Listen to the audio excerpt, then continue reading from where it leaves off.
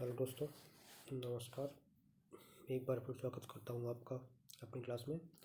और I hope आप लोगों ने इसके पहले वाला वीडियो देख लिया होगा, जिसमें हम लोगों ने 2016-17 में जो एनटीपीसी हुआ था उसका एक पेपर सॉल्व किया था। ठीक है, और आज ये उसका दूसरा पेपर है जो हम लोग सॉल्व करने वाले हैं। तो उसमें कुछ स्टैटिक जीके के क्वेश्चन भी रहेंगे, तो उसको भी आप लोग देखते चलो साथ में। ठीक है, पहला क्वेश्चन था, who wrote the autography of unknown India. मतलब अननोन इंडिया जो आत्मकथा है उसने लिखी किसकी थी, तो वो थी नीरज चौधरी। ठीक है, अगला क्वेश्चन है, जीव विज्ञान में डीएनए का पूर्ण रूप क्या होता है, तो डीएनए का पूर्ण रूप होता है डीऑक्सी राइबो न्यूक्लिक एसिड। अगला क्वेश्चन था, ये इसका उस टाइम करंट अफेयर का क्वेश्चन था कि 2015 नासा के वैज्ञानिकों को पृथ्वी के बाहर किस ग्रह पर पानी के सबूत मिले थे। ठीक है, तो इसका आंसर था ये शनि ग्रह पर मिले थे। दमित्री मेंडलीफ ने क्या तैयार किया था, हम लोगों ने 11th-12th में पढ़ा था आवर्त सारणी, मेंडलीफ की आवर्त सारणी। नेक्स्ट क्वेश्चन था, what to the terms geocentric and heliocentric refer to. मतलब जीनोसेंट्रिक और हेलियोसेंट्रिक क्या होते हैं। ठीक है, तो ये क्या है, ये नियम है governing the motion of planetary bodies around the earth and sun. मतलब अर्थ और सन के चारों ओर जो प्लेनेटरी बॉडीज, मतलब जो वृत्तीय गति, जिसको हम बोलते हैं ना ग्रह पथ, जो ग्रह जो चक्कर लगाते हैं उसका लॉ था ये। ठीक है, हेलियोसेंट्रिक और जियोसेंट्रिक, इसका हिंदी वर्ड पता नहीं क्या था। अगला ये क्वेश्चन भी आपका करंट अफेयर्स का ही था, नासा अमेरिकी अंतरिक्ष एजेंसी पृथ्वी के निचली कक्षा में किसके आसपास अंतरिक्ष क्षेत्र में स्थानांतरित होने की योजना बना रही है, तो इसका आंसर था चंद्रमा पर ये लोग क्या कर रहे थे, स्थानांतरित होने की योजना बना रहे थे। अब ये है नेक्स्ट क्वेश्चन आपका मैथ से था, 48 के सभी धनात्मक गुणनखंडों का माध्य ज्ञात करो। तो सबसे पहले आप 48 के सभी धनात्मक गुणनखंड निकालो, क्या क्या होते हैं। तो 1 एक होता है 1, फिर 2 3 4 6 8 12 16 के बाद और क्या होगा 24, और 24 के बाद 48। ये सब इसके फैक्टर्स होंगे। ठीक है, अपन को निकालना है मीडियन, माध्य। इसके पहले वाले जो वीडियो में बताया था हमने कि माध्य कैसे निकालते हैं। संख्या कितनी है, ये यहाँ से 5 और ये 5 10 संख्याएँ हैं, मतलब 5 ये हो गई और 5 ये वाली इस तरफ से हो गई। ठीक है, तो अब इनके बीच में जो संख्या होगी, मतलब बीच में संख्या होगी वो क्या होगी, इसकी मीडियन होगी। तो 6 और 8 की संख्या बीच में अगर निकाल ली है तो उनको क्या कर देंगे, 2 से भाग, यानी 14/2, तो आ जाएगा 7। ठीक है, तो 7 will be the right answer. अगला क्वेश्चन है, शब्दों के 4 जोड़े दिए हैं, इनमें से विभिन्न को चुनना है। आपको एक विभिन्न को चुनना है कि भाई अलग क्या है इसमें। सर्कुलर सर्किल, रेक्टेंगुलर रेक्टेंगल, ठीक है भाई, डायगोनल स्क्वायर, लीनियर लाइन। देखो लीनियर तो लाइन होती है, कंफर्म हो गया। मतलब क्या होता है, आपकी एक स्ट्रेट लाइन। ठीक है, डायगोनल स्क्वायर में डायगोनल होता है, मतलब देखो रेक्टेंगुलर शेप बनती है ना अपनी, तो वो एक रेक्टेंगल बनता है। Circular shape circular. तो ये स्क्वायर और डायगोनल है ना, इसका कोई मेल नहीं हो पा रहा है, क्योंकि डायगोनल एक उसकी प्रॉपर्टी है कि भाई अगर स्क्वायर है तो इसके अंदर डायगोनल होगा। डायगोनल तो आपका रेक्टेंगुलर में भी होता है। ठीक है, तो ये एक अलग है, भिन्न है। आगे देखो, एक पोशाक पर 15% की हानि 225 रुपये है, क्रय मूल्य ज्ञात करो। मतलब 15% आपको दे रखा है 225। ठीक है, तो 1% कितना हो गया 15, तो 100% कितना हो गया 1500, खत्म। ठीक है, नेक्स्ट क्वेश्चन, एक चुनाव में 1/6 वोट अवैध थे। यदि प्रत्याशी ए को वैध वोटों का 8/15 वोट मिले हों और प्रत्याशी बी को, थोड़ा सा बड़ा कर ले रहा है, प्रत्याशी बी को 4900 वोट मिले हों तो कुल वोटों की संख्या कितनी है। ठीक है ना, तो देखो भाई 1/6 तो आपके अवैध हो गए थे। ठीक है, अब जो वैध बचे थे उन वैध वोटों का 8/15 मिला ए को, मतलब कि 15 में से 8 मिला ए को। अभी अपन लोग बात कर रहे हैं वैध वोटों की, किसकी बात कर रहे हैं, वैध वोटों की। तो कुल वैध वोट अगर 15 थे तो 15 में से ए और बी की बात करें तो ए को मिला 8, तो बी को मिला होगा कितना 7। ठीक है, और प्रत्याशी बी को 4900 वोट मिले, मतलब 7 का मन कितना है 4900 है, तो 1 का मन कितना हो गया 700 हो गया। ठीक है, तो कुल वोटों की संख्या आपसे पूछा था। ठीक है, अब एक चीज़ समझना आप क्या हो गया, एक का मान 700 है और कुल मिलाकर जो वैध वोट थे वो थे कितने 15। तो 15 का मान कितना हो गया 15 से 105 और ये 2 0। ठीक है। अब ये कह रहे थे कि 1/6 वोट तो जो थे वो अवैध निकल गए थे। मतलब ये जो है ना ये जो अपना कुल जो वैध मत हैं वैध मत वो कितने थे 1/6 अवैध हो गया था। मतलब 6 में से एक तो अवैध हो गए बचे 5। तो इस 5 का मान जो दिया है वो था 10। थोड़ा सा इसको एक काम करते हैं।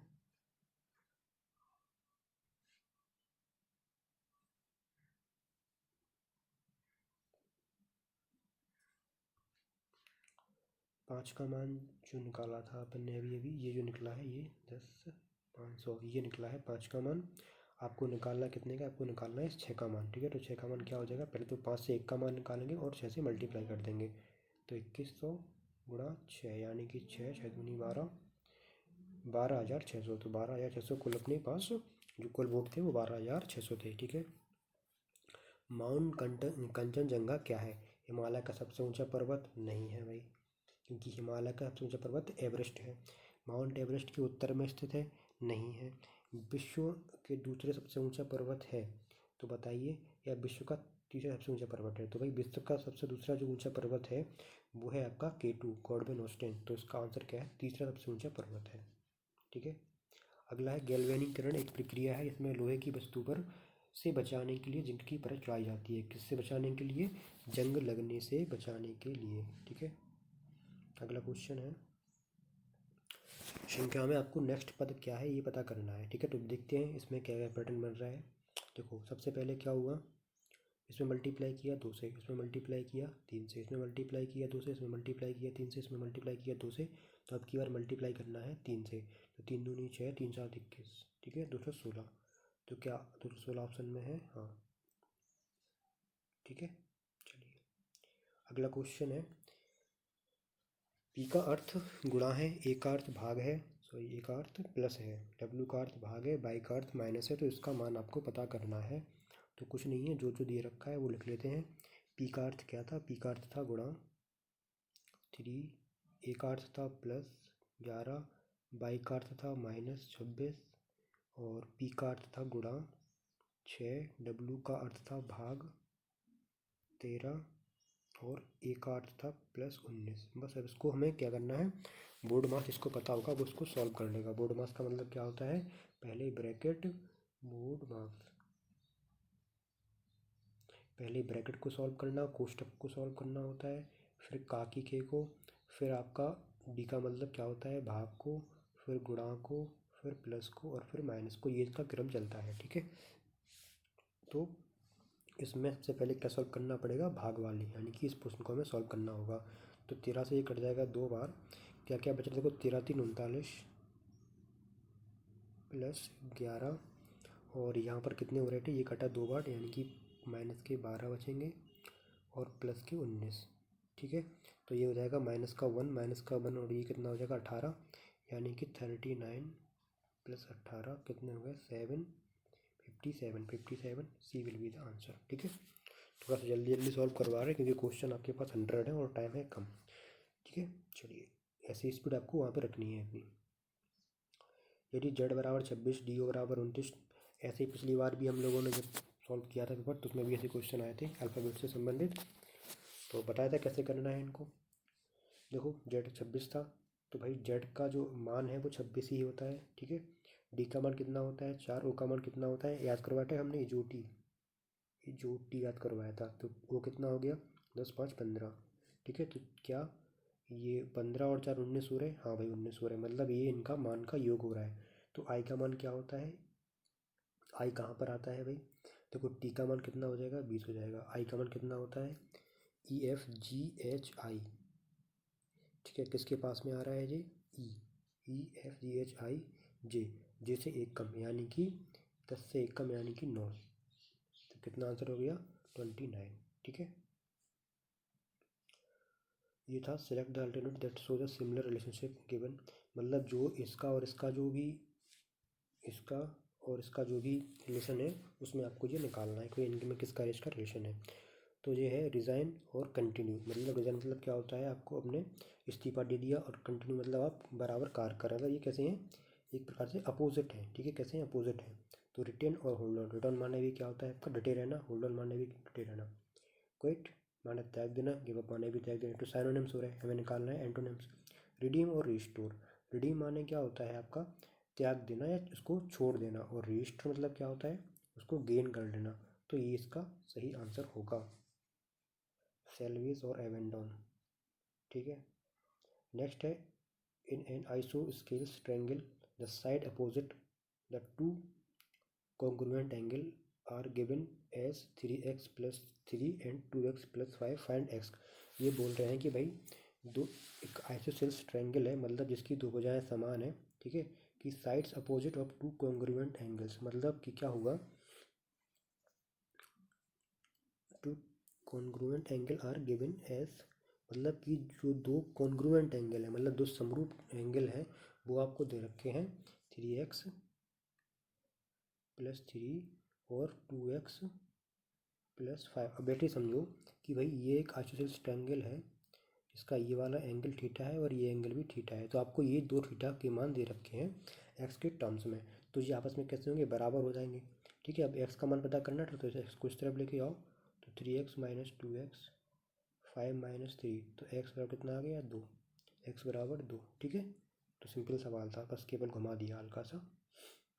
अगला क्वेश्चन है यदि 2 साल के लिए 5% की वार्षिक दर से चक्रवृद्धि ब्याज और साधारण ब्याज के बीच अंतर 225 रुपये है तो मूलधन ज्ञात करो। देखो समझो यहाँ पर 2 साल है, 5% की वार्षिक दर है, चक्रवृद्धि ब्याज और साधारण ब्याज का अंतर आपके पास 225 रुपये है। तो अगर हम बात करें कि भाई साधारण ब्याज जो होगा वो कितना होगा 2 वर्ष के लिए 5 + 5 यानी कि 10% हो जाएगा, ठीक है।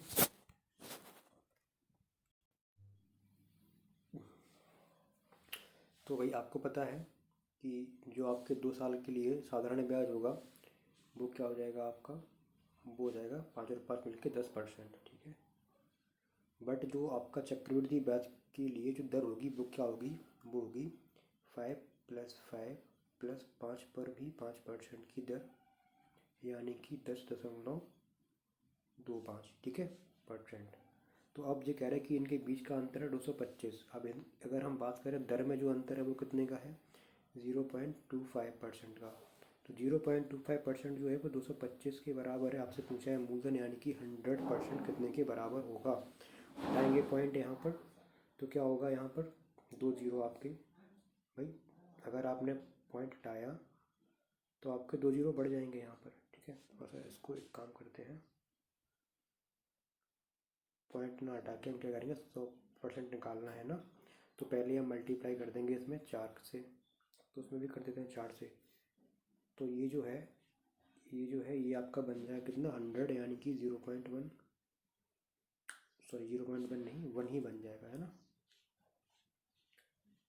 2500 को 100 होते हैं ना, तो ये हो जाएगा 1, यानी कि 1% का मान कितना आ जाएगा भाई 4 पंचे 20, 4 दूनी 8 तो 10,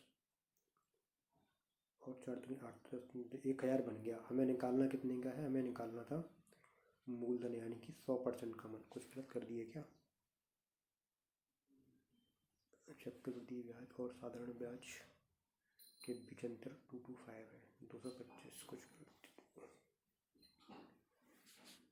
0.25, तो इनके बीच का जो अंतर है वो होना चाहिए 0.25, 4 से मल्टीप्लाई किया तो 2500 को, यानी कि 1% ही तो रहेगा, ये तो ठीक है। तो 20 8 10 8 10 1000, ये भी सही था। तो आंसर तो आपका आना चाहिए था 1 लाख, बट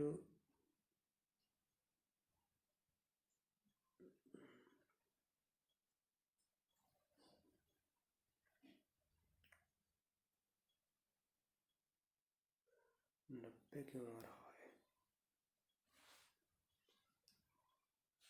एक काम करते हैं, इसको दोबारा से कर लेते हैं, ठीक है। देखो 2 साल के लिए 5% की वार्षिक दर से चक्रवृद्धि ब्याज और साधारण ब्याज के बीच अंतर 225 रुपये का है, तो मूलधन ज्ञात करें, ठीक है भाई। तो अगर 2 साल के लिए 5% चक्रवृद्धि ब्याज और साधारण ब्याज के बीच का अंतर, साधारण ब्याज की बात करें तो वो तो हो जाएगा 10%, ठीक है। और चक्रवृद्धि ब्याज जो है वो रहेगा 10.05, सही था 10.05, तो जो डिफरेंस है वो है 0.25% का, और वो है आपका 225 के बराबर। ठीक है, और ये परसेंट में थे तो उससे क्या है, हमें 100% चाहिए था। तो हम क्या करेंगे, इसमें एक बार फिर से मल्टीप्लाई कर लेंगे 4 से। तो जब 4 से मल्टीप्लाई करेंगे तो 25 चौको 100, यानी कि 1.00%, यानी कि 1% की जो वैल्यू है हो जाएगी 4×5 = 20, 8×10 तो 1000। एक की वैल्यू तो 100 की वैल्यू हो जाएगी 1,00,000। तो यार सही तो है बट इसमें ऑप्शन ही नहीं है।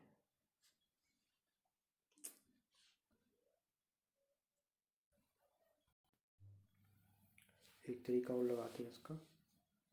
जब आपको अंतर दे रखा हो, अंतर था 225 और आपको निकालना था मूलधन, तो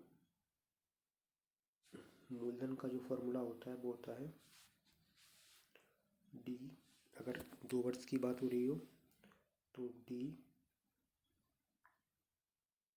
इंटू 100 का स्क्वायर अपॉन आर स्क्वायर। ठीक है, ये होता है फॉर्मूला। तो डी है अपने पास 225 गुणा 100 का स्क्वायर था बटे आर का स्क्वायर, यानी कि 25। ठीक है, तो 25 नंबर 225, यहाँ से 90,000 आ रहा है। चलिए ठीक है, ठीक है, तो 90,000 आपका क्या हो जाएगा, आंसर हो जाएगा। पता नहीं उससे क्यों नहीं निकल रहा था, शायद कुछ गलती कर दी हो। चलिए ठीक है, देख लीजिएगा, वैसे उससे भी आंसर आ जाता है, शायद कुछ करने में मिस्टेक कर रहे होंगे अपन लोग, है ना। अगला क्वेश्चन था आपका, एक पाई चार्ट से संबंधित था, एक विशिष्ट सप्ताह है। देखो दोस्तों क्या होगा यहाँ पर, अगर आप 1 घंटे भी पेपर लगा लोगे साथ में तो आपको एक आइडिया लग जाएगा कि आपको अपनी स्पीड को कितना रखना है एग्ज़ाम में। इस स्पीड से आप करोगे तो आराम से आप अपने समय में 1 घंटे में या 90 मिनट में आराम से आप क्वेश्चन अटेम्प्ट कर लोगे। ठीक है, अगला क्वेश्चन, द एक विशिष्ट सप्ताह में दर्ज किया गया तापमान दिया है नीचे। मतलब आपको एक वीक का पूरा तापमान दिया है, संडे से लेके सैटरडे तक का। ठीक है, आपसे पूछा है डिग्री सेल्सियस में सप्ताह का औसत तापमान क्या था, आपको निकालना है एवरेज। इन सबका क्या निकालना है, एवरेज निकालना है। तो एवरेज निकालने के बहुत सारे तरीके हैं, आप इन सबको जोड़ दो, 7 से भाग कर दो। ठीक है, या फिर इनमें से कोई एक मान लो एवरेज। हमने मान लिया कि भाई एवरेज था वो 30 था। कितना था, 30 था। ठीक है,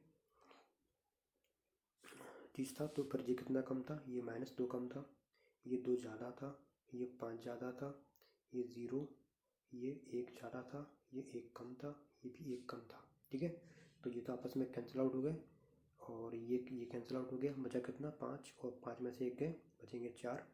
तो हमें क्या करना होगा, 4 + 4/7, क्योंकि ये 4 जो बचे हैं, इस 4 को हमें बांटना होगा, किसमें, इन 7 में बांटना होगा, और फिर इसको जोड़ना होगा, क्योंकि यहाँ पर प्लस के आ रहे थे। ठीक है, तो इतना आंसर, मतलब 30 के पॉइंट में कुछ आंसर आपका आएगा। आप देख लेते हैं ऑप्शन की तरफ, तो ऑप्शन की तरफ 30 के पॉइंट में केवल एक ही ऑप्शन है, बी। ठीक है, टिक करके आगे बढ़ जाएंगे। वरना पर सिंपल तरीका वही है, अगर आपको समझ में नहीं आया तो, कि आप इन सब का क्या करो, योग करो और बटे में 7 करके आंसर निकालो, ख़त्म। जिसको पढ़ना है एवरेज वगैरह, तो आप इसके हमारे कुछ वीडियो डले हैं इसमें, तो उन वीडियोज़ को जरूर देख लें। उसमें आपके एवरेज, आपके प्रॉफिट लॉस, ठीक है, ये सब चैप्टर आपके उसमें करवाए गए हैं, और आप देख रहे हैं कि कैसे कैसे क्वेश्चन उसमें से आ रहे हैं, इंपॉर्टेंट क्वेश्चन, और बहुत ही सिंपल क्वेश्चन। ठीक है, अगला क्वेश्चन है, what is the name of tablet computer produced by data bind British promoted by government of India.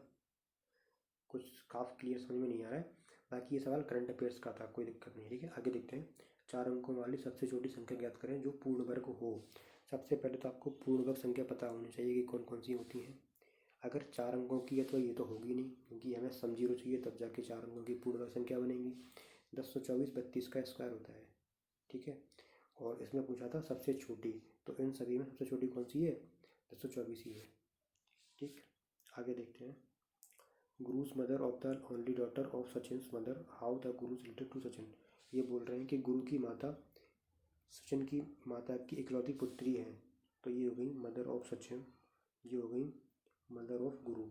ठीक है, how is Guru related to Sachin, how is Guru related to Sachin, देखना क्या है इसमें कि भाई सचिन की माता, गुरु की माता,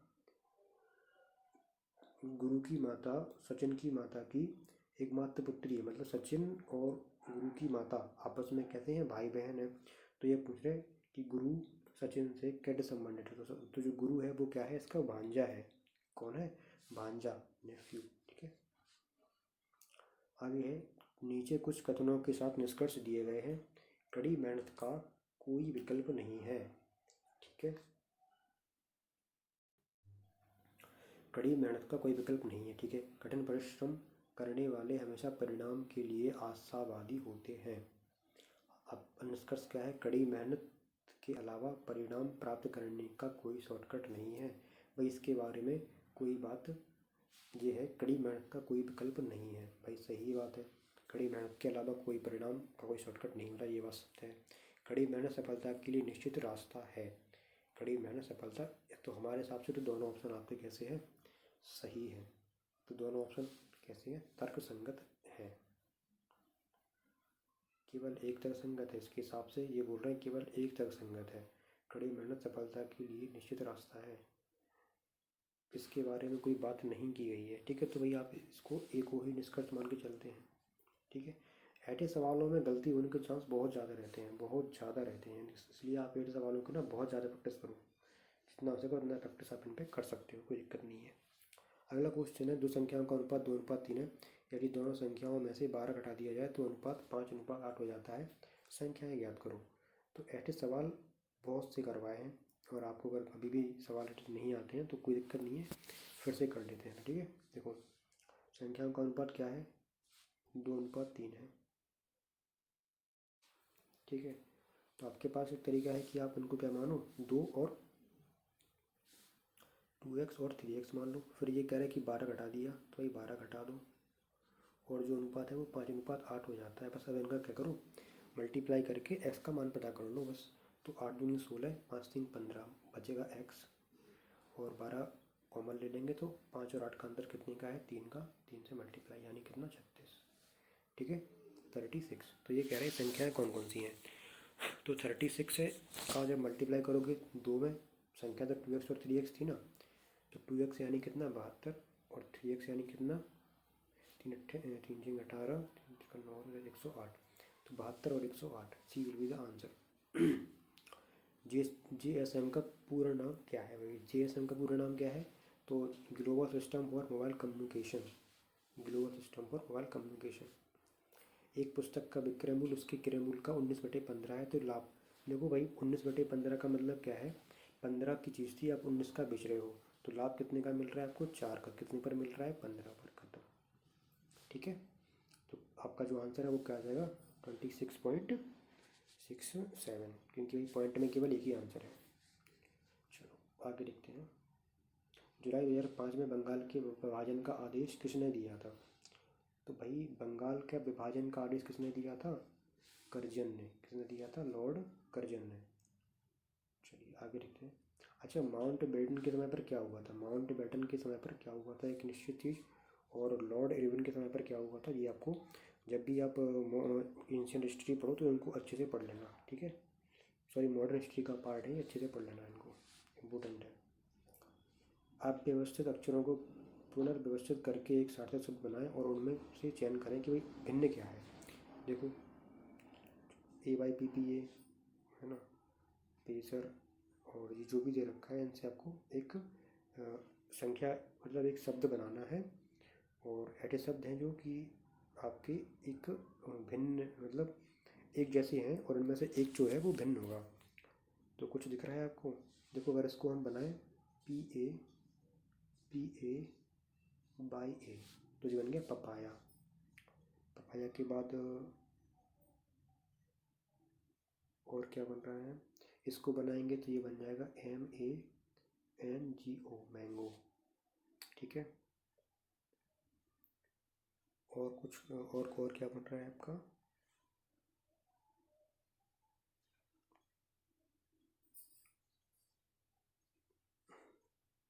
ऐसे क्वेश्चन को ना आप नोटिस करा करो कि आप बाद में करो, अगर एक बार में आपको समझ में नहीं आ रहा है तो ऐसे क्वेश्चन को आप छोड़ के बाद में भी कर सकते हो। तो अभी इन B और C में एक ऑप्शन बचा है अपना, तो ये भी कोई एक फ्रूट का नाम बन रहा है, शायद ग्रेप का, GRAPE, ग्रेप। ठीक है, अंगूर।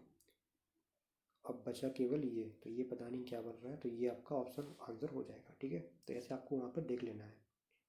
नेक्स्ट क्वेश्चन है the purple frontier, the earth dragon and the outer fortresses all refer to. ये क्या है? Great wall of China. ये जीके का क्वेश्चन था। इसका हिंदी अनुवाद पता नहीं क्या है। ये बोल रहा है कि the purple frontier, the earth dragon and the outer fort races किससे संबंधित हैं? तो ये है the great wall of China. अगला है भारतीय उपमहाद्वीप में से यूरोपियन क्लब के लिए खेलने वाला पहला फुटबॉल खिलाड़ी कौन था? तो ये पहले फुटबॉल खिलाड़ी थे मोहम्मद सलीम। अगला, इस सवाल को आपको सॉल्व करके बताना था कि इसका आंसर क्या होगा। तो आपको दिख रहा है भाई कॉसेक स्क्वायर ए को जब आप बदलोगे साइन में तो ये पहुंच जाएगा नीचे, तो कॉस बटे साइन क्या होता है? कॉट। कॉटेक स्क्वायर ए बन जाता है। ठीक है, सिंपल सवाल था। आगे है कक्षा में मुख्यतः लड़कियां बुद्धिमान हैं। कथन है भाई, कक्षा में मुख्यतः लड़कियां बुद्धिमान हैं, कक्षा में लड़के नहीं हैं। अच्छा, तो कुछ दिया नहीं है कि लड़के हैं कि नहीं है, तो ये तो गलत हो गया। कक्षा में कुछ लड़कियां बुद्धिमान नहीं हैं, देखो मुख्यतः लड़कियां बुद्धिमान हैं तो सिंपल सी बात है, सारी तो नहीं है, तो कुछ ऐसी हैं जो बुद्धिमान नहीं है, यानी कि ऑप्शन बी हमें लगता है सही होगा। ठीक है, आगे बढ़ते हैं। व्हाट इज द इलेक्ट्रॉन, मतलब इलेक्ट्रॉन क्या है? आ आ सब atomic particle with the net charge that is neutral. तो ये न्यूट्रल तो होता नहीं है। ठीक है, इलेक्ट्रॉन जो होता है वो नेगेटिव चार्ज का होता है, यानी ऑप्शन सी। मुंबई में परमाणु ऊर्जा संस्थान का पूर्ण नामकरण किस भारतीय परमाणु भौतिकविद के सम्मान में किया गया था? होमी जहांगीर भाभा। आप लोग सबने नाम सुना होगा कि मुंबई में जो बना हुआ है वो भाभा इंडस्ट्री, सॉरी भाभा परमाणु केंद्र है, तो होमी जहांगीर भाभा के नाम पर उसको बनाया गया था। निम्नलिखित नामों में नीलांजना सुदेशना कौन है जिन्हें भारतीय मूल के लोकप्रिय अमेरिकी लेखक के रूप में जाना जाता है? झुम्पा लाहिड़ी, झुम्पा लाहिड़ी का नाम है। ठीक है, पृथ्वी दिवस कब मनाया जाता है? बहुत ही इम्पोर्टेंट क्वेश्चन है। पृथ्वी दिवस 22 अप्रैल। एक आता है जल दिवस कब मनाया जाता है? तो जल दिवस मनाया जाता है आपका 22 मार्च। ठीक है, इनको ध्यान रखना। आगे है, ये क्वेश्चन दिया है कईयों कितने में से घटाएं, मतलब ये कह रहे हैं कि भाई इनको जोड़ो और उसमें से घटाओ कि क्या आंसर होगा। तो ये तो सिंपल है, आपको देखना है टर्म्स, आप जो सेम टर्म्स हैं उनको आप ऐड कर लो। देखो तो क्या होगा, हम पहले एक्स स्क्वायर बाई को देख लेते हैं। तो यहाँ पर एक्स स्क्वायर बाई, ये एक्स स्क्वायर बाई अभी जोड़ेंगे तो हो जाएगा माइनस का 2x² बाई, और इस वाले में कहीं पर भी बाई स्क्वायर एक्स का टर्म्स नहीं है, इसमें है बाई स्क्वायर एक्स, तो क्या हो जाएगा माइनस का 2x बाई स्क्वायर, और इसमें एक्स वाई वाला है 2x वाई है, और इसमें माइनस का 5x वाई है, तो बचेगा माइनस का 3x बाई, और उसमें है प्लस का 4। ठीक है, और ये है 6x² by minus 9x by square plus 3x by minus 5। तो भाई इसमें से हमें इसको घटाना था, तो हम इसको भी लिख लेते हैं नीचे 6x² by minus 9x by square plus 3x by minus 5 घटाएंगे तो ये सारे के सारे साइन क्या हो जाएंगे, आपस में चेंज हो जाएंगे। बस अब इनको सॉल्व कर लेते हैं। तो एक्स स्क्वायर बाई यानी हो जाएगा माइनस का 8x²। तो माइनस का 8x² बाई केवल ऑप्शन सी में ही है, और इसके आगे बढ़ना ही नहीं था ऑप्शन। ठीक है, पैसिफिक ओशियन है, तो बे ऑफ बंगाल क्या है? ये अपनी खाड़ी है। खाड़ी को क्या बोलते हैं? खाड़ी को सी, सी मतलब ओशियन, सी मतलब कि समुद्र, बे ऑफ बंगाल। अच्छा, तो खाड़ी है, खाड़ी का ऑप्शन नहीं है। चलिए आगे देखते हैं। 8 अवलोकनों का माध्य, मीन दिया है, मतलब माध्य आपको दिया है 10.5 अवलोकनों में से 7 अवलोकन इस प्रकार हैं, तो 8वें अवलोकन को ज्ञात करना है। मीन का मतलब, माध्य का मतलब क्या होता है? एवरेज। ठीक है, क्या होता है? एवरेज आपको दे रखा है 10.5, कितने का? 8 का। तो अगर कुल योग की बात करें तो कितना हो जाएगा भाई? मल्टीप्लाई कर देंगे इसमें 10.5 गुणा 8, ये हो गया कुल योग इनका, इन 8 का। तो 8 में 7 आपको दे रखे हैं, तो 7 का योग कितना हो जाएगा भाई? देखो जोड़ लेते हैं इनको, तो 15 3 18, 18 और 7 कितने होते हैं? 25, 25 और 19 कितने हो जाएंगे भाई? 25 और 19 हो जाएंगे 34, 34 और 12 हो जाएंगे आपके 46, 46 और 17, 46 और 17 और 8, 8 और 7, इसको भी सीधे कर लेते हैं 25। ठीक है, तो ये हो जाएंगे आपके 71, 71। तो 71 प्लस एक्स हम मान लेते हैं 8वीं संख्या को, तो उनको मल्टीप्लाई करेंगे जब, तो ये 4 84 रहेंगे, और इसको 71 को इस तरफ लेके आ जाओ तो बचेंगे 3 और 1 13, यानी एक्स का मान आ गया 13। 13 तो ऑप्शन पे है नहीं।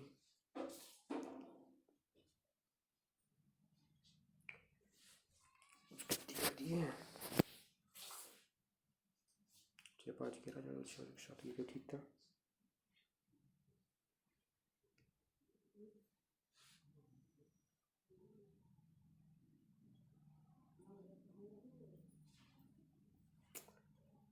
आठ आप लोगों का मान 5 8 से तो ठीक है, ये तो सही है, 84 आएगा।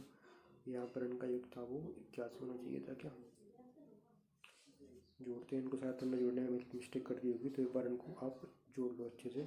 ठीक है, 15, या फिर एक काम करो, मीन दिया है आपको 10.5। ठीक है, हमें निकालना है 8वीं संख्या, तो वो क्या हो जाएगी देखो, अगर हम मीन का मतलब होता है एवरेज, अब इसका मतलब कि प्रत्येक को 10.5 लेके चल रहे हैं, बट ऐसे पॉइंट में दिक्कत हो जाएगी आपको। ठीक है, तो इसको आप मल्टीप्लाई करोगे 8 से तो हो जाएंगे 84,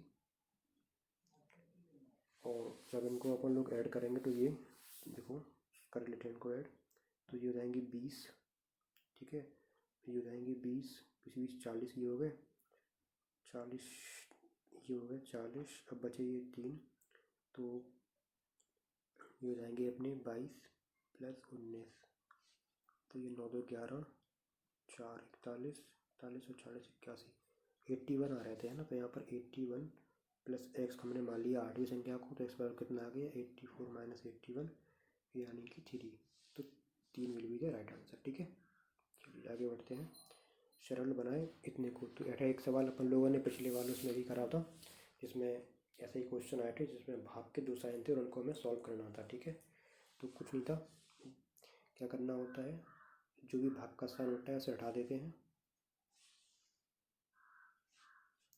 और गुणा का साइन लगा के संख्याओं को आपस में पलट देते हैं बस। ठीक है, 8/4, बाकी इनको आप सॉल्व करो, जो भी आंसर आएगा वो अपना आंसर हो जाएगा। तो 4 8 32 और 7 चौको 28, 8 दूनी 16, 4 दूनी 8 आ जाएगा अपना ए आंसर। ठीक है, नेक्स्ट है इफ़ साइन एक्स बराबर इतना है तो कॉस एक्स बराबर क्या होगा, ट्रिपलेट से करना था भाई, साइन एक्स यानी कि 5/13 दे रखा है, तो 12 का बनता है ट्रिपलेट, कॉस 12 कॉस थीटा का मतलब क्या था 12/13, 12/13 आपका आंसर होना था। पेन को लिखते हैं इतना, स्ट्रिंग को लिखते हैं इतना, तो रिपिंग को क्या लिखेंगे ये आपसे पूछा था। ठीक है, तो पता होना चाहिए भाई कैसे क्या होगा ये। तो देखो इसमें क्या हो रहा है आपका, जो जो शब्द आपको दे रखे हैं, ठीक है, जैसे कि पेन है तो पी का मान 6 है, तो भाई पी का मान 6 कहाँ पर है, यहाँ पर। आर का मान क्या है, आर का मान अगर देखें यहाँ पे तो आर का मान है इसके साथ 0, तो आर का मान 0।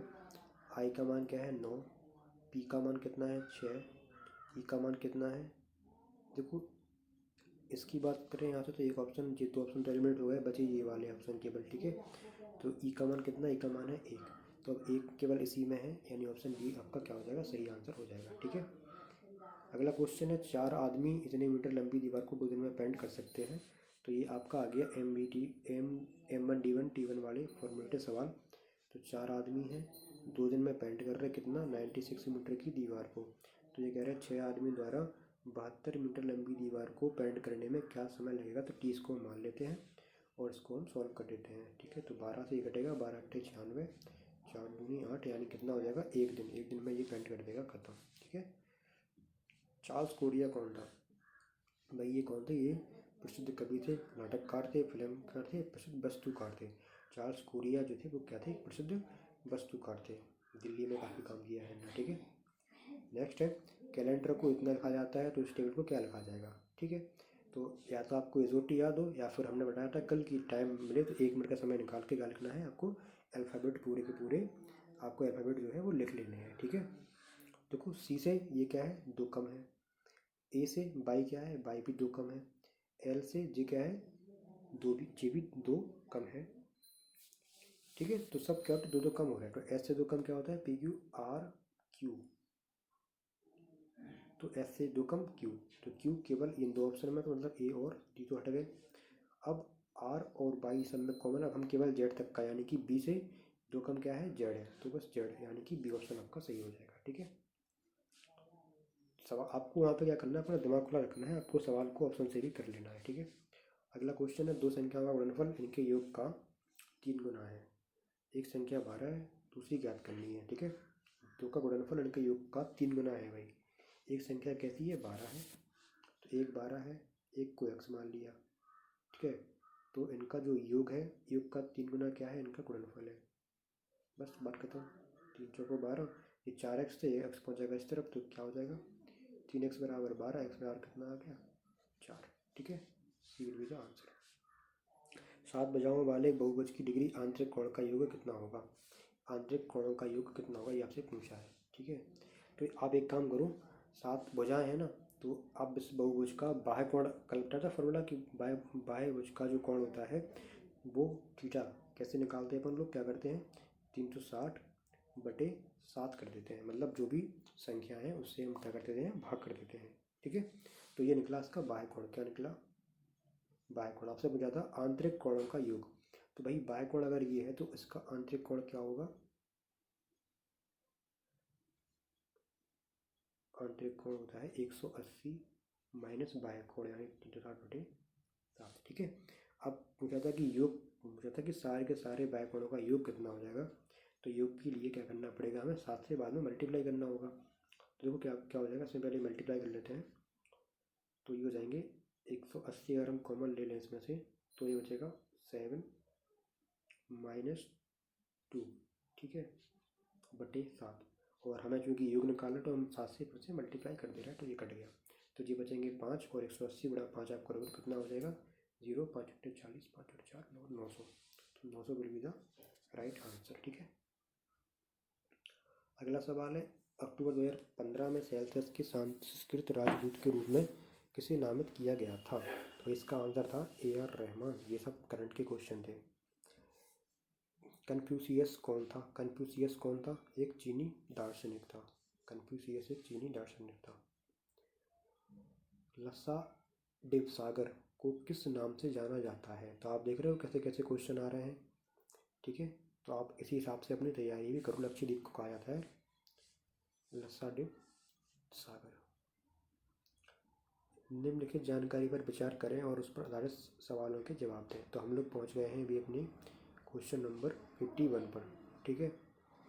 यह है कि YRMJB 5 व्यवसाय करते हैं, अर्थात डिज़ाइनर हैं, शिक्षक, इंजीनियर, टेक्नीशियन, अकाउंटेंट, और 5 उपकरण अर्थात मोबाइल, लैपटॉप, कैलकुलेटर, टैबलेट तथा कंप्यूटर यादृच्छिक क्रम में है। ठीक है। यादृच्छिक क्रम, यादृच्छिक क्रम का मतलब पता नहीं क्या है। एक व्यक्ति केवल एक ही पैसे को और एक ही उपकरण को ले सकता है। एम के पास कैलकुलेटर है, वह ना शिक्षक है ना ही टेक्नीशियन है। ठीक है। तो ऐसे सवालों को यही कहेंगे भाई, ऐसे सवालों को आप क्या करो, सबसे लास्ट में करो, जब आपके पास टाइम बचे तो आप ऐसे सवालों पे जाएं, क्योंकि ये सवाल थोड़े से टाइम टेकिंग होते हैं। ठीक है। चलो फिर भी बना लेते हैं हम लोग, क्या होगा। 5 लोग हैं, वाई है, आर है, एम है, जे है, और बी है। ठीक है। डिज़ाइनर है, शिक्षक है, इंजीनियर। देखो एम के पास कैलकुलेटर है, तो सबसे पहले हम उपकरण लिख ले रहे हैं यहाँ पर, तो एम कहाँ गया, इसके पास है कैलकुलेटर। ठीक है। डिज़ाइनर के पास टैबलेट है, तो भाई जो भी डिज़ाइनर होगा उसके पास टैबलेट होगा। एक व्यक्ति के पास एक मोबाइल है, वह ना अकाउंटेंट है और ना ही शिक्षक है, मतलब जो भी होगा जिसके पास मोबाइल होगा वो अकाउंटेंट नहीं है, शिक्षक नहीं है। बाई एक इंजीनियर है, तो बाई क्या है, एक आपका इंजीनियर है, ये आपका इंजीनियर है। ठीक है। जी टेक्नीशियन है, तो ये जो है ये आपका टेक्नीशियन है। ठीक है। ये आपका टेक्नीशियन है। बी शिक्षक नहीं है, जेड टेक्नीशियन है और बी शिक्षक नहीं है। अब देखना क्या हो रहा है, बी आपका शिक्षक तो है नहीं, तो अब जो बचे दो, दो क्या क्या बचे, दो आपके बचे हैं, एक तो बचा है आपका अकाउंटेंट और एक बचा है डिज़ाइनर। तो या तो बी जो है वो डिज़ाइनर है या फिर बी जो है वो अकाउंटेंट है। और अगर बी अकाउंटेंट है तो उसके पास मोबाइल नहीं है। ठीक है। अब या तो डिज़ाइनर है, तो अगर डिज़ाइनर तो उसके पास फिर टैबलेट होनी चाहिए। ठीक है। और आगे क्या दे रखा है, जिस व्यक्ति के पास एक मोबाइल है वह ना तो अकाउंटेंट है और ना ही शिक्षक है। तो अभी अपने पास जो व्यवसाय बचे हैं वो बचे हैं 3। ठीक है। व्यवसाय बचे हैं 3। कौन कौन से? एक तो टीचर, एक तो बचा है आपके पास टीचर,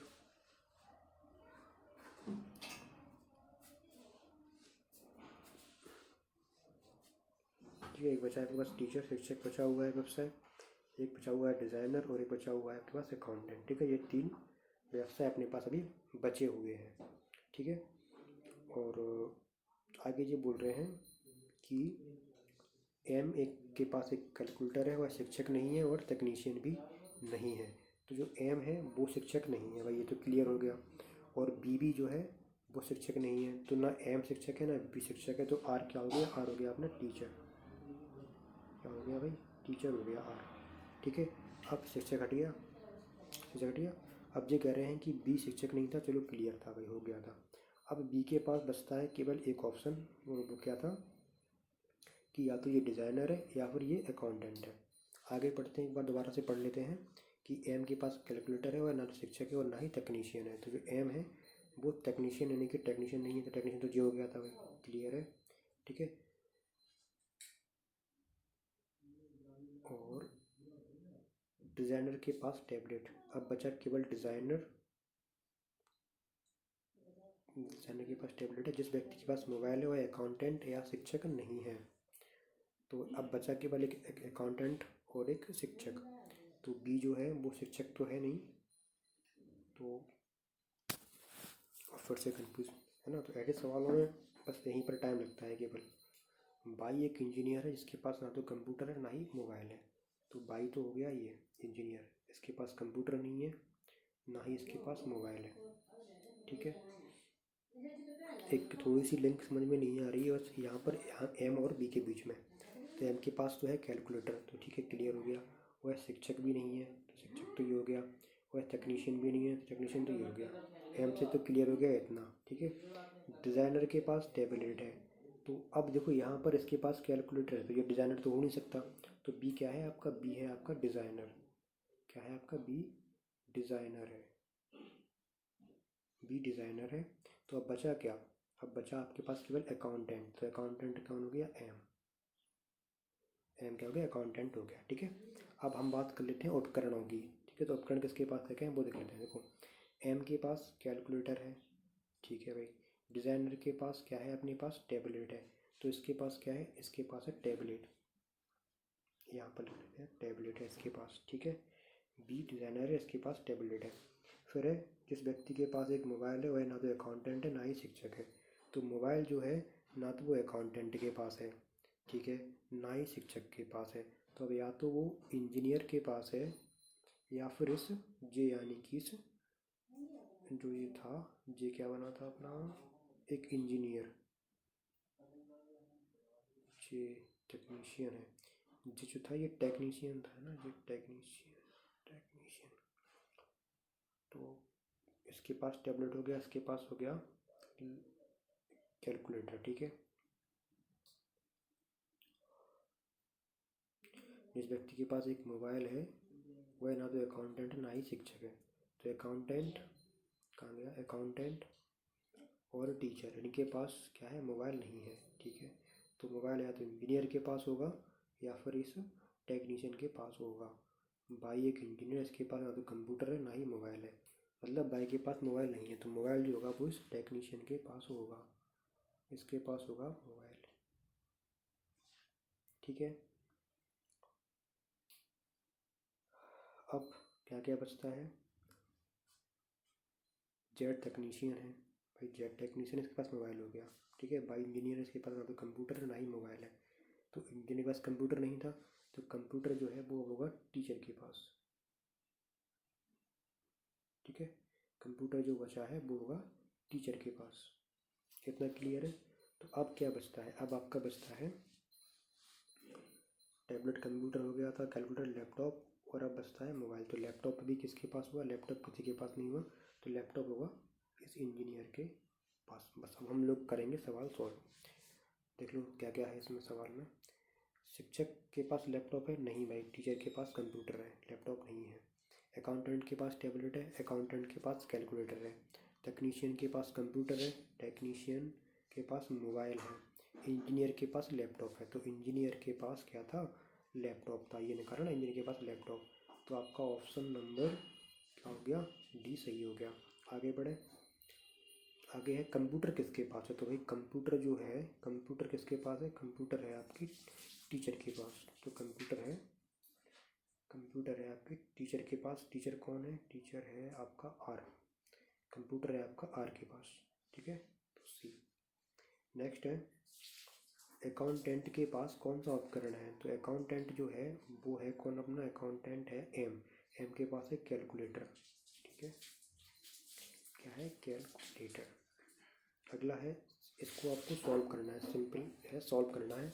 4 × 18 प्लस 7 × 32 और माइनस के 2 √50। ठीक है।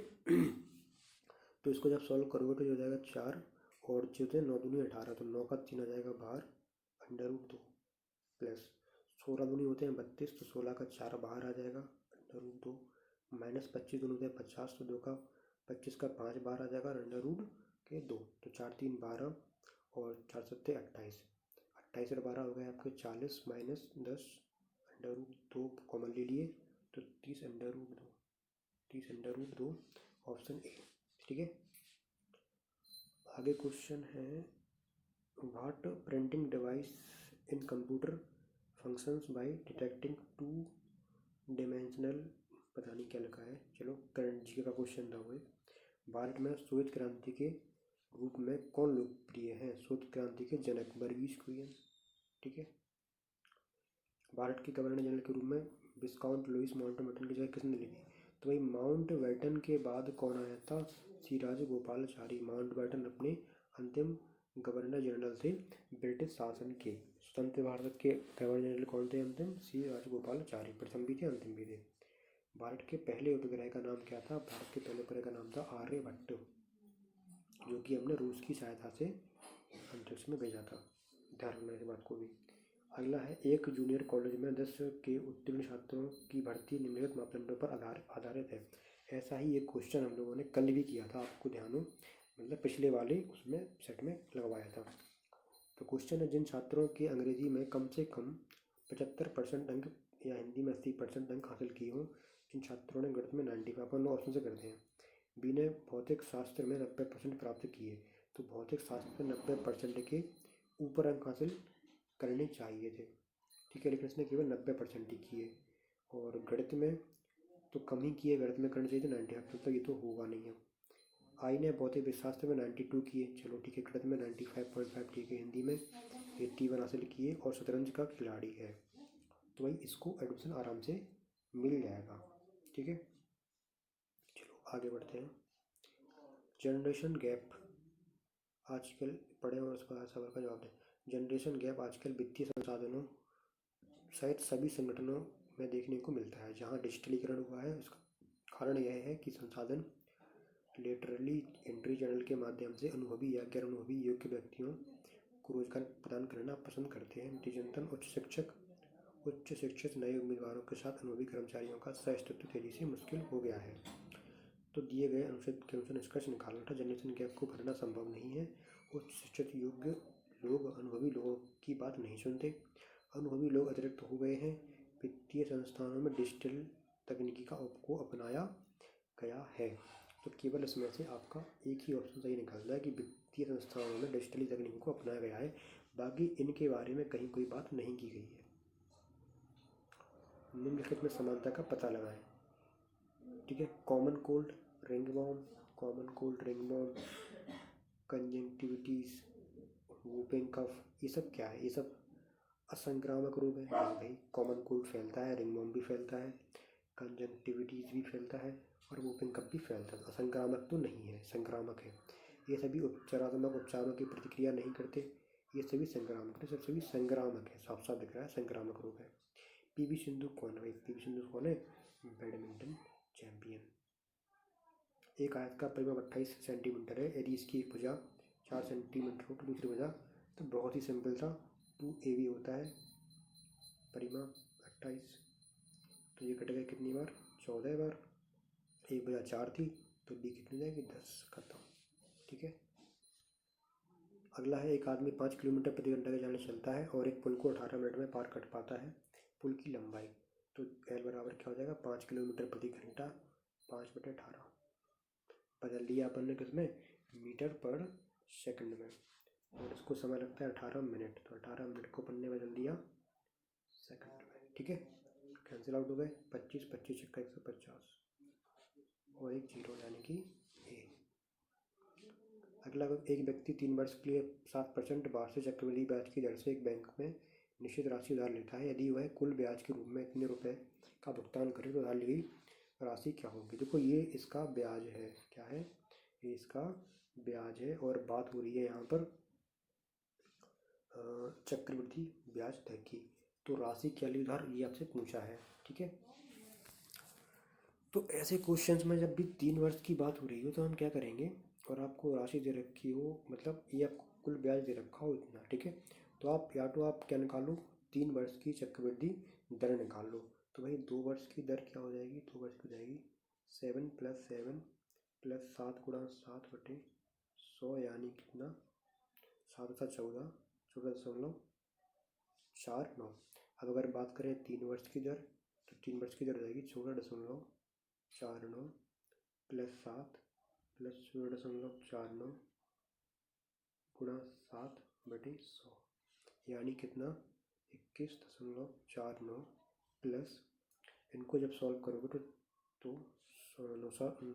7 9 63, 7 चौको 28, 28 और 6 34, 3 7 7 चौको 4, 7 चौको 28, 28 और 3 हासिल 3 7 3 10, इतना हो जाएगा। और दो जो थे, 2 और लग जाएंगे, यानी कि 1.014। अगर इनको जोड़ दोगे तो 22.0, यानी कि 5 ही कर लो इसको। ठीक है, इतना कर लो इसको।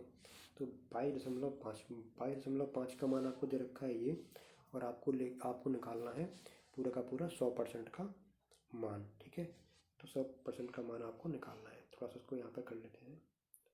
85,966 दे रखा है, तो इस 22.5 का मान दे रखा है 85,966। ठीक है, एक हटा देंगे पॉइंट तो एक जीरो यहाँ पर बढ़ जाएगा। हमें निकालना है 100 का मान। ठीक है, तो काटते हैं इसको। 25 नंबर 1 225 होता है, तो क्या 25, एक काम करते हैं 25 से नहीं काटते इसको हम बनाते हैं 5 से काट देते हैं पहले। तो 5 को 20, 25 45, 5 से इसको काटा तो 5 एकम 5, 5 × 35, 5 एकम 5, 4 बचेंगे 45, बचेगा 1, 5 3 15, 5 2 10। ठीक है, अब क्या 9 से कट रहा है ये, तो 9 से देख लेते हैं। 9 एकम 9 81, 9 से ये नहीं कटेगा। अब थोड़ा सा इसको बनाना पड़ेगा 100 में, और फिर इसको चेक करना पड़ेगा। ठीक है, तो कोई ऑप्शन है कैसा? 382, तो ऑप्शन नहीं बन रहा है।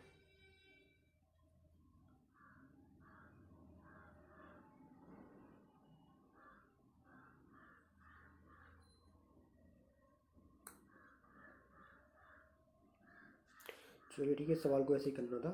थोड़ा सा आपको कैलकुलेशन आप उससे कर लेना। आपको 45 का मान दे रखा है, हमें 100 का मान पता करना है, बस अपना सवाल यहीं से हो जाएगा। ठीक है, 100 का मान आप निकाल लेना गुणा भाग करके, जगह थोड़ी सी कम हो गई इसमें, तो इतना आप लोग खुद से करना।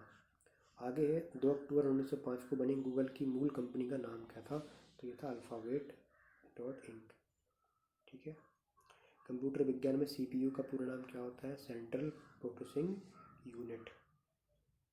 Thermostat is a device in ovens which helps to maintain the temperature while completing the circuit, breaking the circuit, adding the component of the circuit, और removing a component from the circuit. इसका सही answer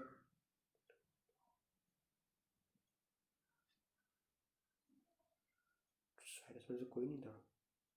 for this question discrepancy found question, ये question जो था ये कुछ mistake question था ना, कुछ रॉन्ग क्वेश्चन था, सभी को इसके नंबर मिले होंगे।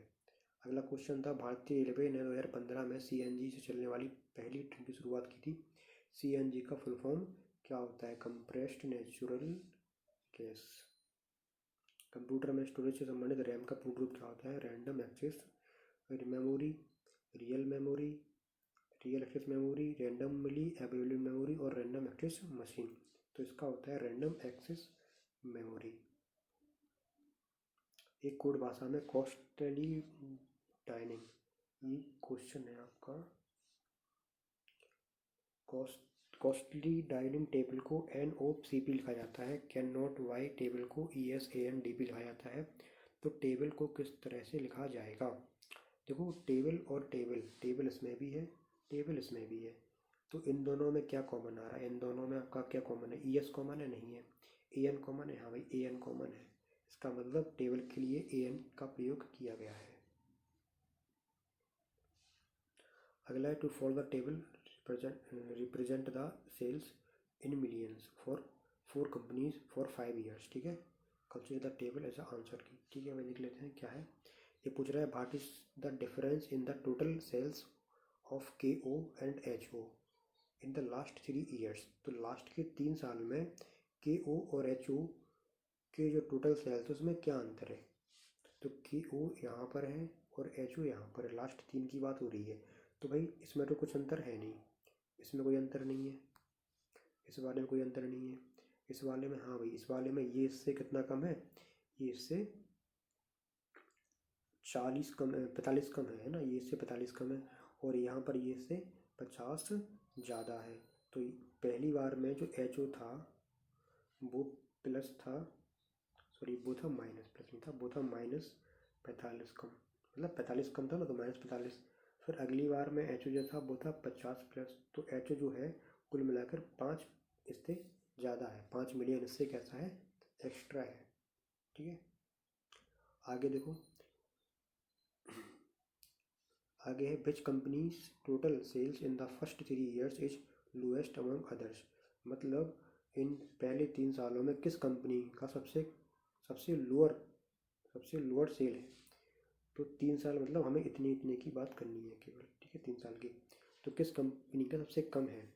तो देखो इसका सबसे ज़्यादा है, टीयू का सबसे सबसे ज़्यादा है, टीयू तो हो नहीं सकता। ठीक है, इसका हमें सबसे कम लग रहा है देखा जाए तो, किसका? HO का। ठीक है, तो HO will be the right answer. तो जोड़ के देख लेना है आपको, सिंपल सवाल है। अगला क्वेश्चन था निम्नलिखित में, अच्छा ये तो वही सवाल हो गया, कौन सी कंपनी 1985 से 88 से अपनी बिक्री में एक क्रमिक वृद्धि दर्शाती है? 85 से 88 में किसमें क्रमवार वृद्धि होती है? देखो इसमें तो पहले ज़्यादा ही थी, फिर कमी हो रही थी, है ना, इसमें वृद्धि हुई फिर से कमी हो गई थी, इसमें वृद्धि वृद्धि और वृद्धि, यानी KO दिखाता है। कौन दिखाता है? KO। ठीक है, विक्टोरिया मेमोरियल स्मारक किस रूप में जाना जाता है? तो विक्टोरिया मेमोरियल स्मारक एक क्या है? एक संग्रहालय है। कहाँ पर है ये? Victoria memorial, Mumbai. यदि 68.04 क्विंटल मेट्रिक चावल इतने लोगों में वितरित किया जाता है तो प्रत्येक व्यक्ति को कितना चावल मिलेगा? तो कुछ नहीं होता है भाई, मीट्रिक टन है ना, क्विंटल है, तो क्विंटल का मतलब कितना होता है? हमें 100 से मल्टीप्लाई करना है, तो जी बन गया KG। अब इसको बांट दो कितने लोगों में? 3780 लोगों में, बस बाकी इसको आप सॉल्व कर लेना। ठीक है, नेक्स्ट क्वेश्चन है, यदि 30 आदमी प्रतिदिन 7 घंटे काम करके एक काम को 15 दिनों में समाप्त कर सकते हैं। ठीक है, तो 30 आदमी हैं, 7 घंटे काम कर रहे हैं, 15 दिन में समाप्त कर रहे हैं, तो 25 आदमी उसी काम को 12 दिन में समाप्त करने के लिए कितने घंटे काम करना पड़ेगा? इसको आप इसके ऐसे ला के इसको सॉल्व कर देंगे। तो 5 से काट देते हैं, 6 से कट गया 2 बार, 5 से कट गया ये 3 बार, बस 7 3 21, 21/2 यानी कितना हो गया? 0.5, ऑप्शन बी। अगला क्वेश्चन देखो, यदि रामू की 2 बहनें हैं और उसके पिता के 3 बच्चे हैं तो रामू के कितने भाई हैं? भाई रामू की 2 बहनें हैं और पिता के 3 बच्चे हैं और बस भाई उसका एक भी नहीं है, अकेला रामू ही है। एक पिता अपनी संपत्ति को अपनी पत्नी के लिए 1/3 भाग रखने के पश्चात अपने 3 पुत्रों में 2-3-5 के अनुपात में बांटता है। यदि पहले पुत्र को इतने रुपये प्राप्त हुए तो उनकी कुल संपत्ति कितनी थी? देखो 1/3 भाग तो उसने अपनी पत्नी के लिए रख दिया, बचा इसके पास 2/3 भाग। ठीक है, बस अब इसको 2/3 भाग यानी कि 3 में से 2 भाग को उसने 2, 3 और 5 यानी कि 10, टोटल 10 हो गया ना।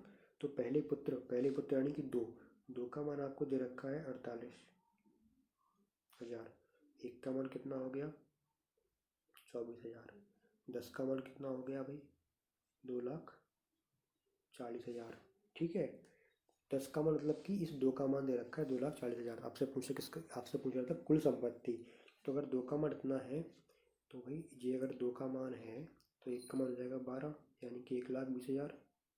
और 3 का मान कितना हो जाएगा? 3 का मान 12-36 यानी कि 3,60,000 यानी कि ऑप्शन सी। ठीक है, आगे बढ़ते हैं। What is the considered the supreme law of India? Supreme law of India किसे कहा जाता है? भारतीय constitution, democracy, teaching of doctor Ambedkar या सेक्युलरिज्म? तो कॉन्स्टिट्यूशन। एक कमरे की लंबाई, चौड़ाई और ऊंचाई क्रमशः इतने इतने इतने मीटर है। सबसे लंबे टेप, देखो कुछ नहीं करना है इसमें, आपको क्या निकालना है? आपको निकालना है विकर्ण। क्या निकालना है? विकर्ण। किसका विकर्ण? एक घनाभ का विकर्ण। इसका फॉर्मूला क्या होता है? √a² + b² + c²। ठीक है, ये होता है।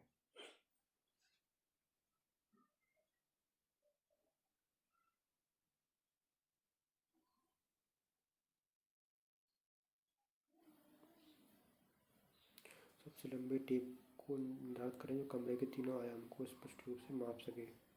अरे बट इसमें अपन को ये थोड़ी निकालना है, अपन को इसमें ये नहीं निकालना है, अपन को इसमें निकालना है इनका मासा निकालना है। क्या निकालना है? इनका HCF निकालना है, HCF। ठीक है, तो इन सब का HCF आप निकाल देना। भाई 35 तो होगा नहीं क्योंकि इसके अंत में क्या है? 5 है और 5 से संबंधित इसमें कोई संख्या है ही नहीं। 33 हो सकता है क्या? 33 के लिए 11 का मल्टीप्लाई होना चाहिए, तो 11 के लिए ये है, 11 के लिए ये है। ठीक है, तो ये 33 हो सकता है, 33 हो सकता है।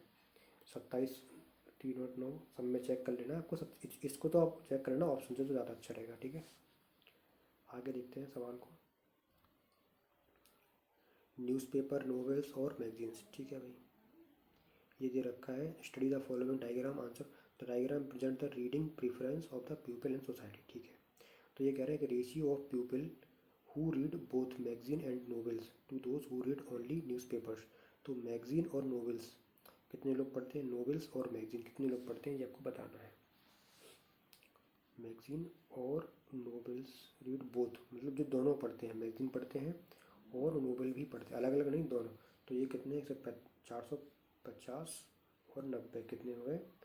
540। ठीक है, 540। और newspaper who read only newspaper, तो ओनली न्यूज़पेपर कितने लोग पढ़ते हैं? ओनली न्यूज़पेपर पढ़ते हैं 200 लोग। ठीक है, तो इसके साथ इसका रेशियो पता करना था। ठीक है, तो वो कितना आ जाएगा भाई? काट देते हैं यार इसको।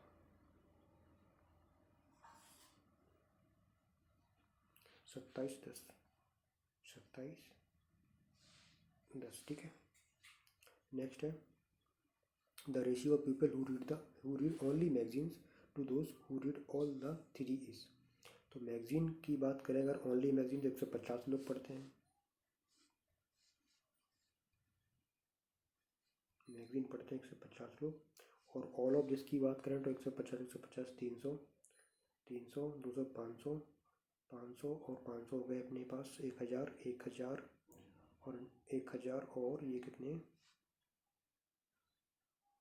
90, 440, तो 1440। तो इसकी हमें बात करनी है, इससे रेशियो पता करना था। ठीक है, तो ये तो कैंसिल आउट हुए और 3 चौको 12, 3 अट्ठे 24, 3 5 5 और 48 का रेशियो आ रहा है। 5 और 48, अच्छा सॉरी गलत निकाल दिया, हमें निकालना था all the three who read all the three is. All the three का मतलब हुआ 450 से निकालना था क्या, तो एक और 3 आ जाता। ऑल द थ्री का मतलब है जो तीनों पढ़ने वाले कितने हैं 450, तो जो रेशियो आएगा वो आ जाएगा 1:3 का। ठीक है भाई, 150 और 450 कितना आ गया 1:3। ठीक है, अगला क्वेश्चन है,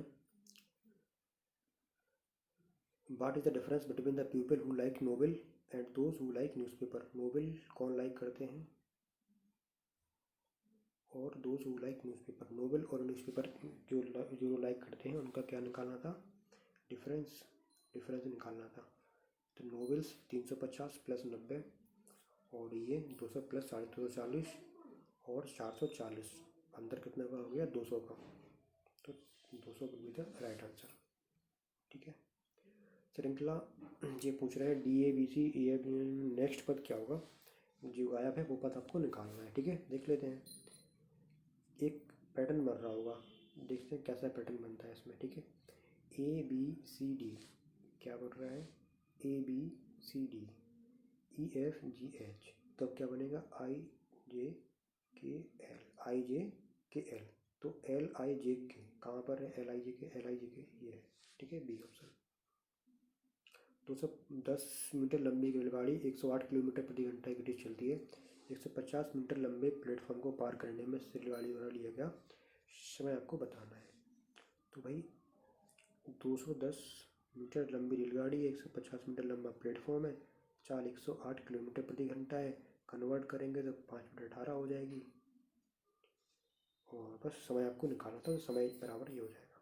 ठीक है, तो जिसने भी ट्रेन वाले क्वेश्चंस को प्रॉब्लम करते हैं तो वो वीडियो दे सकता है, जो मैंने पहले बना के डाले हैं, पूरी क्लास है इसकी पूरी स्पीड टाइम डिस्टेंस वाली, तो वो देख लेना। ठीक है, बट इसको सॉल्व कर लेना है, बाकी तो इसको सॉल्व कर लेना फिर अपने आप से। ठीक है, आगे बढ़ते हैं। Find the measure of the angle which is 4 times in the supplementary angle. Find the measures of the angle which is 4 times of its supplementary, मतलब ये है कि भाई उस एंगल का पता करना है जो अपने सप्लीमेंट्री एंगल का चार गुना है।